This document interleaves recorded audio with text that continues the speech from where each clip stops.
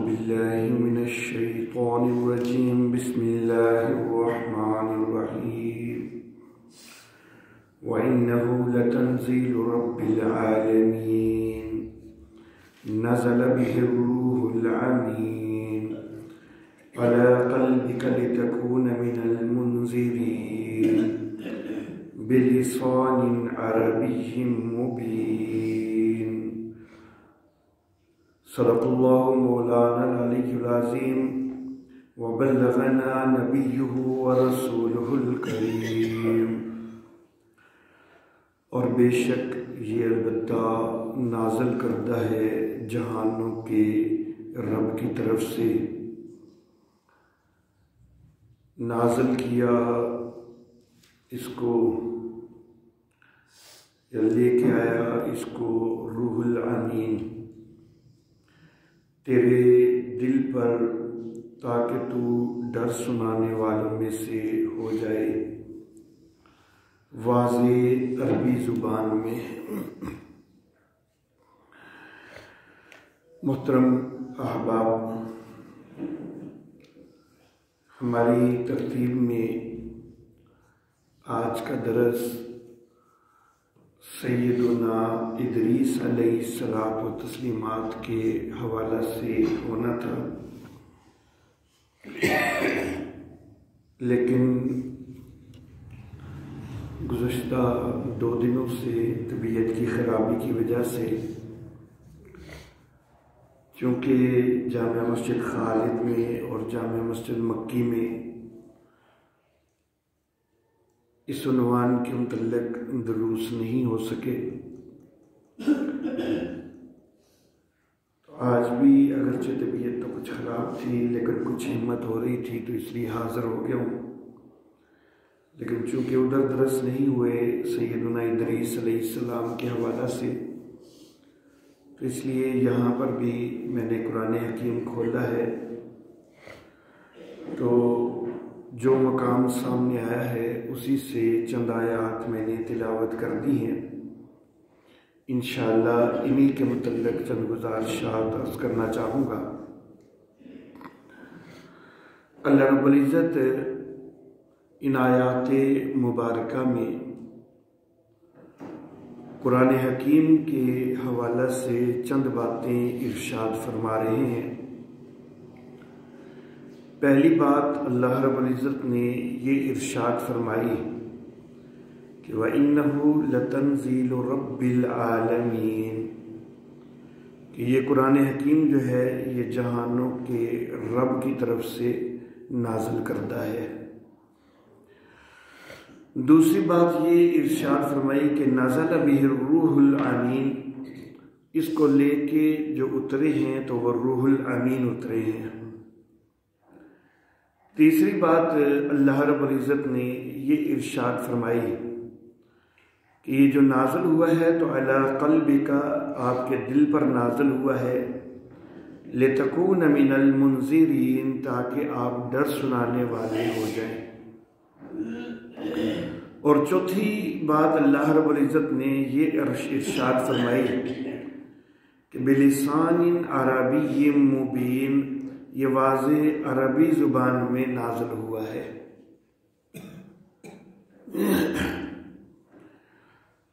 قرآن حکیم انسانیت کی ہدایت کے لیے نازل کی جانے والی کتاب ہے۔ تو جو چیز ہدایت کے لیے لوگوں کے سامنے پیش کی جا رہی ہو، تو سب سے پہلی اور سب سے اہم بات یہ ہوا کرتی ہے کہ ہدایت کی جو بات پیش کی جا رہی ہے وہ ہے کس کی طرف سے، وہ ہدایت دینے والا کون ہے، کیا وہ ہدایت دینے والا واقعی ایسا ہے کہ جس کے متعلق یہ اعتقاد رکھا جا سکے، یہ نظریہ رکھا جا سکے کہ واقعی وہ ہدایت دے سکنے والا ہے اور رہنمائی کر سکنے والا ہے، اس کی باتیں جو ہیں ان کے اوپر کیا واقعی اعتماد کیا جا سکتا ہے؟ تو سب سے پہلا یہ سوال ہوتا ہے، سب سے پہلی اہم بات یہ ہوتی ہے کہ جس کی طرف سے ہدایت پہنچائی جا رہی ہے تو وہ کلام کس کا ہے، وہ جس چیز کو ہدایت کہا جا رہا ہے وہ ہے کس کی طرف سے؟ تو اللہ رب العزت کی طرف سے یہ کلام ہے، اور اللہ رب العزت سب سے زیادہ اس کے حقدار ہیں کہ ان کی کہی ہوئی بات جو ہے اس کو واقعی ہدایت تسلیم کیا جائے۔ مخلوقات میں سے انبیاء کرام علیہم السلام وہ ہدایت کا پیغام پہنچا رہے ہوتے ہیں، اور وہ اللہ رب العزت کی وحی کے ذریعے پہنچا رہے ہوتے ہیں، اور ان کی بات کے اوپر 100% اعتماد ہوتا ہے کیونکہ وہ اللہ ہی کی طرف سے وہ ہدایت ہوتی ہے۔ لیکن انبیاء کرام علیہم السلام کے بعد باقی جتنی انسانیت ہے ان میں سے کسی سے بھی غلطی ہونے کا امکان ضرور ہوتا ہے۔ جس چیز کو وہ کہہ رہے ہوں کہ یہ ہم آپ کی ہدایت کے لیے پیش کر رہے ہیں، کوئی بھی ہو اپنے پاس سے جو کوئی بات کرے کہ جو وہ سمجھے کہ میں انسانیت کی ہدایت کے لیے کر رہا ہوں تو اس سے غلطی ہونے کا امکان ضرور ہوگا۔ انبیاء کرام علیہم السلام چونکہ وحی کی روشنی میں ہدایت کا پیغام پہنچاتے ہیں تو ان سے غلطی کا امکان کوئی نہیں ہے، وہ اللہ رب العزت کی طرف سے ہے۔ تو سب سے زیادہ حقدار جو ہستی ہے اس بات کی کہ جس کی ہدایت کے اوپر 100% اعتماد کیا جائے، وہ ہستی صرف اور صرف میرے اللہ رب العزت کی ہے۔ اللہ واللہ۔ تو یہ کتاب جو ہے چونکہ یہ بھی کتاب ہدایت ہے تو اس لیے اللہ رب العزت نے سب سے پہلے تو یہ ذکر فرمایا کہ دیکھو نا یہ ہے کس کی طرف سے، یہ تنزیل رب العالمین، یہ جہانوں کے رب کی طرف سے نازل کرنا ہے۔ اللہ واللہ۔ فقہا اپنے اجتہاد سے کئی باتیں بتلاتے ہیں، مفسرین اور محدثین آیات کی اور احادیث کی تشریح کے اندر کئی باتیں بتلاتے ہیں، لیکن ان کے اندر بھی غلطی آ جانے کا امکان ہوتا ہے۔ ہم اہل السنت والجماعت ائمہ اربعہ کو حق سمجھتے ہیں۔ ہم سمجھتے ہیں کہ امام اعظم ابو حنیفہ رحمہ اللہ انہوں نے بھی پوری تحقیق اپنے طور پر کی، اور پوری تحقیق کے ساتھ جو کچھ لوگوں کو مسائل سمجھائے تو وہ بالکل حق انداز میں انہوں نے پہنچائے ہیں، سمجھائے ہیں۔ امام مالک رحمہ اللہ انہوں نے جو تحقیقات کی اور جن کو انہوں نے لوگوں تک پہنچایا تو وہ اپنی استطاعت کے مطابق بالکل حق انداز میں انہوں نے آگے پہنچائے ہیں۔ امام شافعی رحمہ اللہ، امام احمد ابن حنبل رحمہ اللہ، سب کے متعلق ہمارا یہی عقیدہ ہے کہ انہوں نے کوئی کسر نہیں چھوڑی ہے، اپنے اپنے طور پر تحقیق کر کے حق ہی آگے پہنچایا ہے۔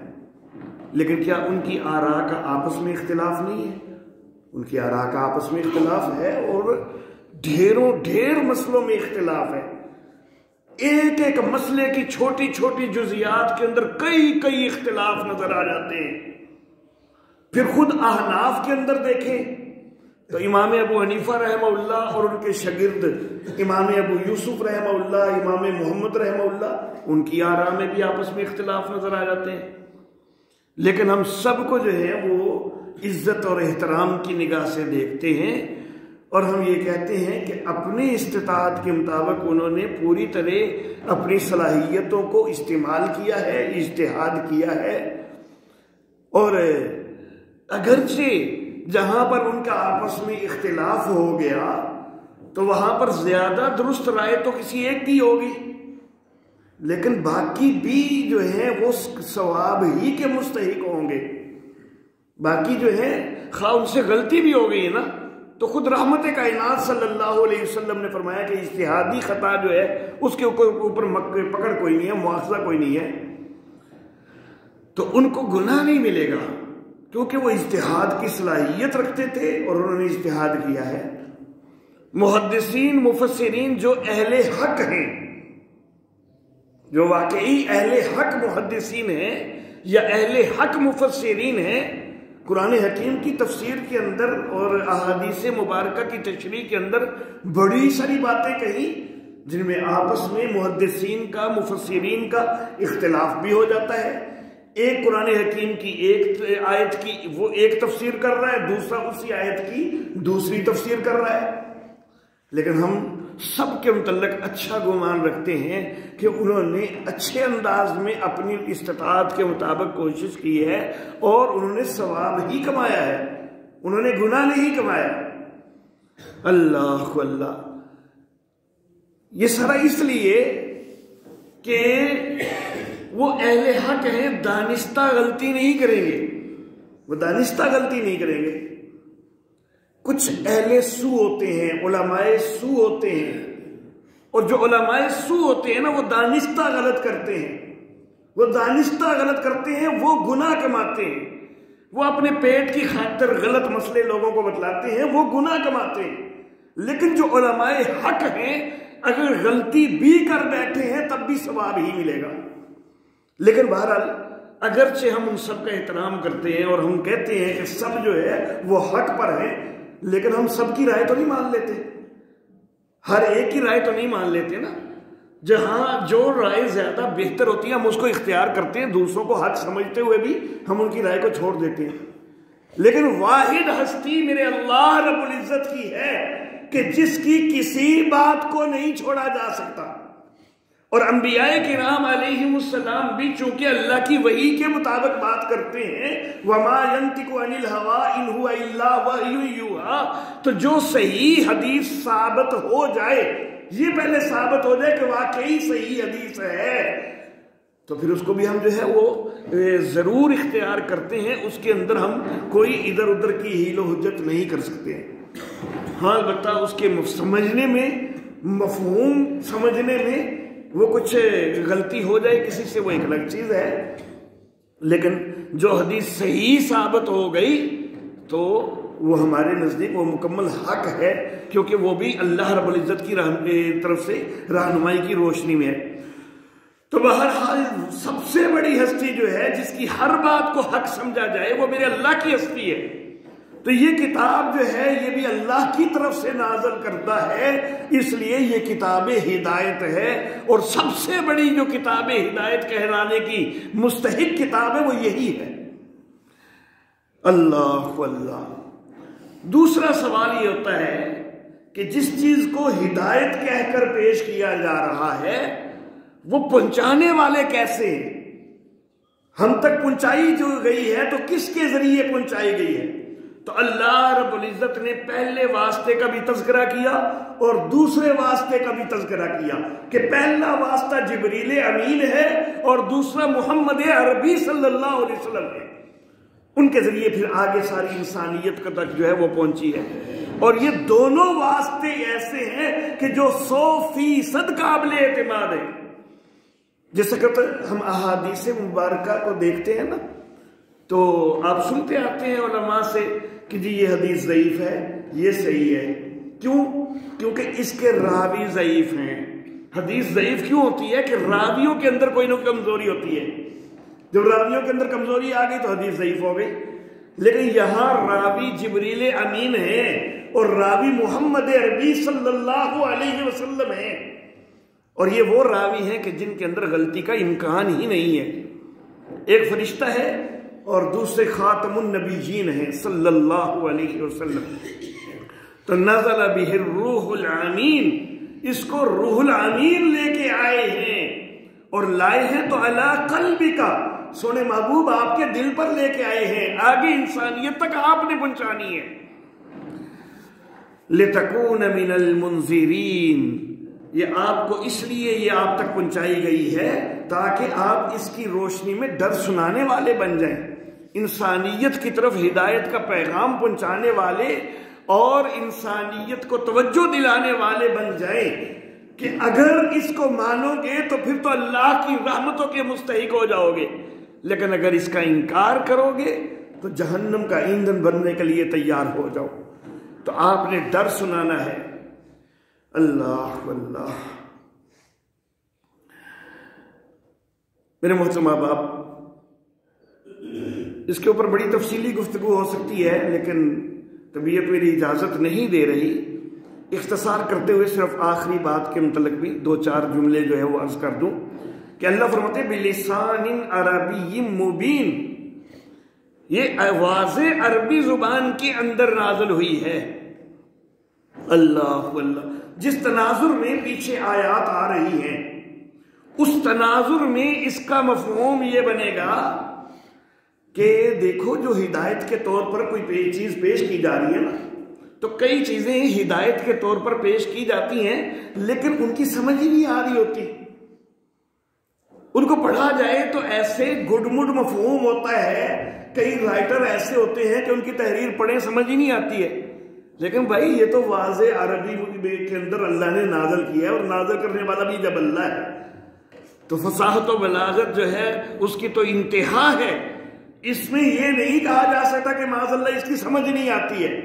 یہ بڑی واضح کتاب ہے، واضح عربی کے اندر ہے۔ تو اس تناظر میں، جس تناظر میں یہ پیچھے سے بات آ رہی ہے، تو اس آیت کا یہ مفہوم اور یہ مقصد بنے گا کہ یہ واضح عربی زبان میں ہے۔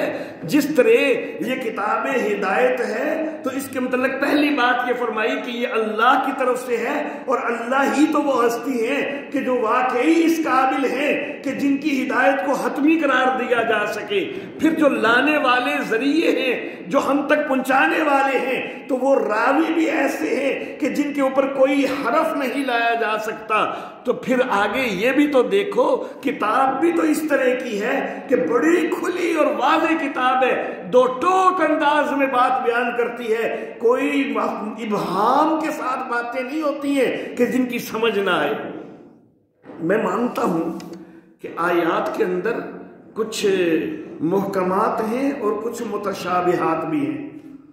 محکم اس آیت کو کہتے ہیں کہ جس کا صرف ایک ہی واضح مفہوم متعین ہو، اس مفہوم کے علاوہ اس کا اور کوئی مفہوم لیا ہی نہیں جا سکتا ہو، بڑا کھلا ہو واضح مفہوم ہے، اس کو کہتے ہیں محکم۔ اور متشابہات ان کو کہتے ہیں کہ جن کے اندر زیادہ معانی کا احتمال موجود ہو، یہ مفہوم بھی لیا جا سکتا ہے، یہ مفہوم بھی لیا جا سکتا ہے۔ اگرچہ متشابہ آیات بھی موجود ہیں، لیکن متشابہ آیات کے موجود ہونے کے باوجود جس قدر انسانیت کے لیے جو کچھ ضروری ہے وہ بڑا 2 ٹوک اور واضح ہے۔ متشابہات کیسی ہیں؟ مثال کے طور پر اللہ رب العزت کی ذات کے متعلق۔ اب اللہ رب العزت کی ذات کے متعلق کہ اللہ رب العزت کا وجود جو ہے، مثال کے طور پر اللہ رب العزت کے ہاتھ کا تذکرہ آ گیا، مٹھی کا تذکرہ آ گیا۔ اب یہ ایک متشابہ چیز ہے۔ اللہ کی مٹھی کو معاذ اللہ ثم معاذ اللہ ہم اپنی مٹھی پہ قیاس نہیں کر سکتے۔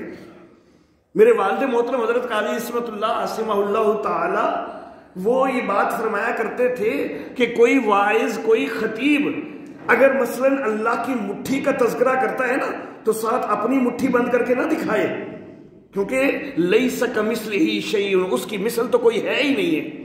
تو اپنی مٹھی بند کر کے اگر مثال کے طور پر ساتھ دکھا رہا ہے نا، تو یہ تو اللہ کی مٹھی کے ساتھ اپنی مٹھی کو تشبیہ دے رہا ہے۔ تو یہ اللہ کے ساتھ تو کسی کی مثل جو ہے وہ ہو ہی نہیں سکتی ہے۔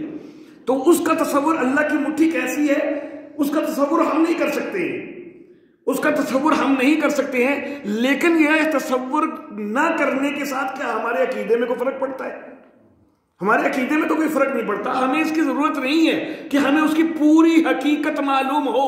جس چیز کی پوری حقیقت معلوم ہونے کی ضرورت تھی وہ بڑی واضح ہے، اس کی پوری حقیقت واضح ہے۔ لیکن جس کی پوری حقیقت ہمارے علم میں نہ بھی ہو، اس کی ہمیں ضرورت ہی نہیں ہے، تو اس کے اندر جو ہے وہ تشابہ وغیرہ موجود ہو جاتا ہے، وہاں پر متشابہ آیات آ جاتی ہیں، لیکن وہاں پر ہماری ضرورت بہرحال پوری ہو رہی ہوتی ہے۔ ایمانیات کے لحاظ سے جتنی ہماری ضرورت ہے اس میں کوئی کمی نہیں ہے، اس میں کوئی کوتاہی نہیں ہے۔ اللہ واللہ۔ باقی رہی اعمال کی بات، تو وہ رحمت کائنات صلی اللہ علیہ وسلم کو اس کی عملی تفسیر بنا کے نبی اکرم صلی اللہ علیہ وسلم کے اسوہ کو ساتھ رکھ دیا اللہ اللہ، اور فرما دیا کہ اللہ کی بھی اطاعت کرنی اور اللہ کے رسول کی بھی اطاعت کرنی ہے، کیونکہ رسول بھی اللہ ہی کے بتلائے ہوئے طریقوں کے مطابق تمہیں بتلاتا ہے۔ تو پچھلے تناظر میں اس آیت کا یہ مفہوم ہوگا کہ بھائی یہ کوئی ایسی کتاب نہیں ہے کہ جس کی تمہیں سمجھ نہ آ رہی ہو، یہ تو بڑی واضح کتاب ہے۔ اور دوسرا بلسان عربی مبین، اس کے متعلق میں ایک بات کہا کرتا ہوں، اللہ اللہ، کہ جن لوگوں کے سامنے یہ قرآن حکیم سب سے پہلے آیا تھا وہ عرب لوگ تھے نا۔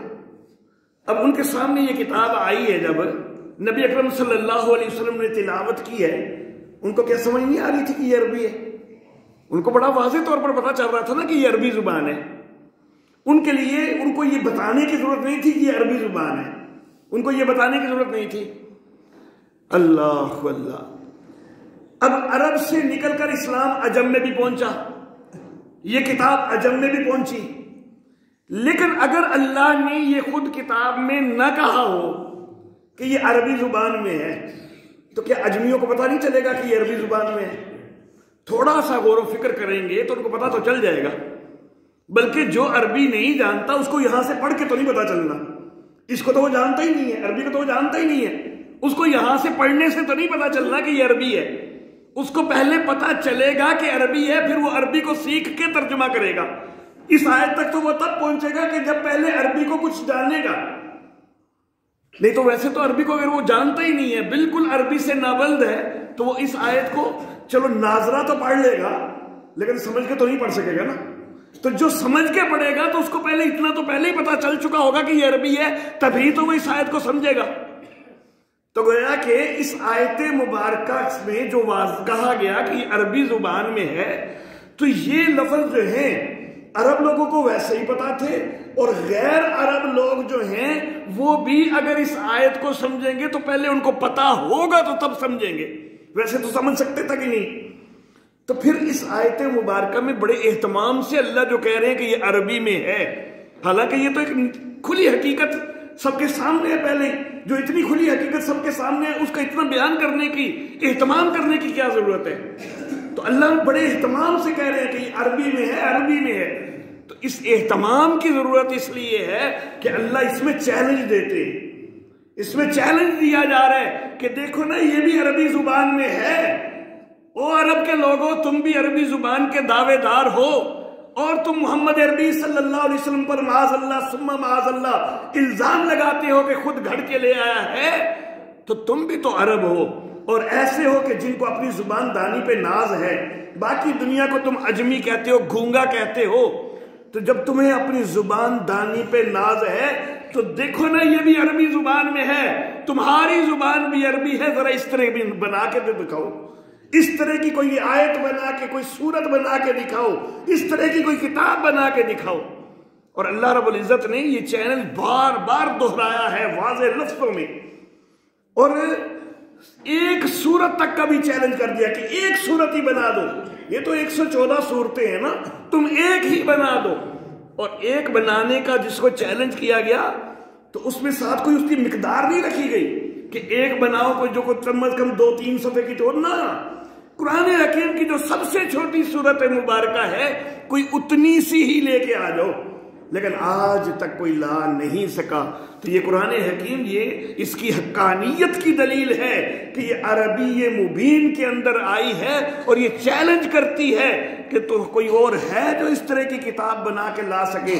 جب نہیں کوئی بنا سکتا تو پھر مان لو نا کہ انہو لتنزیل رب العالمین، گویا کہ وہ جو پیچھے ذکر ہوا تھا اس کی یہ دلیل بھی بن گئی کہ یہ رب العالمین کی طرف سے نازل کرتا ہے۔ وآخر دعوانا ان الحمدللہ رب